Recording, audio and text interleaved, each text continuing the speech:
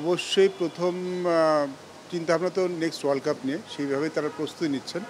But আমাদের চিন্তাভাবনা শুধু নেক্সট ওয়ার্ল্ড কাপ নিয়েই নয়। আমার মনে হয় এরা সবাই আমাদের ফিউচার প্লেয়ার।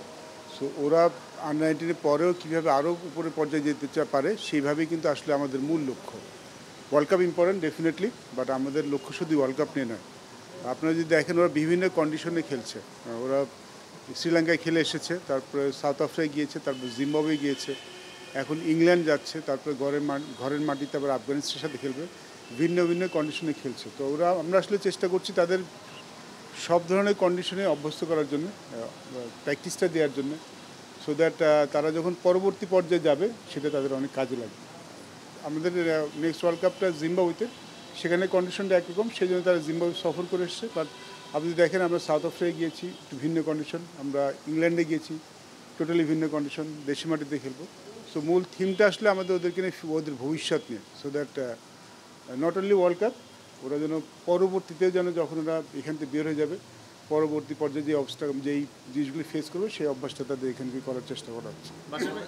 আমি খুব আশাবাদী এই গ্রুপটা নিয়ে, কারণ আপনারা জানেন আন্ডার 19 সবসময় একটা গ্রুপ কাজ করে। তো সব বছরেই কিন্তু ভালো গ্রুপ যাবে তা নয়। এটা অনেক সময় এক বছর ভালো গ্রুপ আসে, এক বছর হয়তো অত ভালো গ্রুপ আসে না, আর এক বছর হয়তো আরও ভালো গ্রুপ আসে। সো এই বছরের যে গ্রুপটা কাজ করছে 19 নিয়ে, তাদের মধ্যে বেশ কিছু খেলোয়াড় আছে যাদেরকে নিয়ে আমরা ভবিষ্যতে আশাবাদী হতে পারি। But we need to understand যে আন্ডার 19 কিন্তু এটা জাস্ট বিগিনিং, ওদের এখন অনেক দূরে যেতে হবে। এখানে বেশ কিছু সম্ভাবনায় প্লেয়ার আছে, বাট আমরা যদি এখান থেকে বের হয়ে যাওয়ার পরে তাদেরকে সঠিকভাবে পরিচর্যা করতে পারি এবং তারাও যদি নিজেদেরকে আরও ভালোভাবে তৈরি করতে পারেন, এটা কিন্তু ভাইস ভার্সা, দুদিকেই কিন্তু কাজ করতে হয়।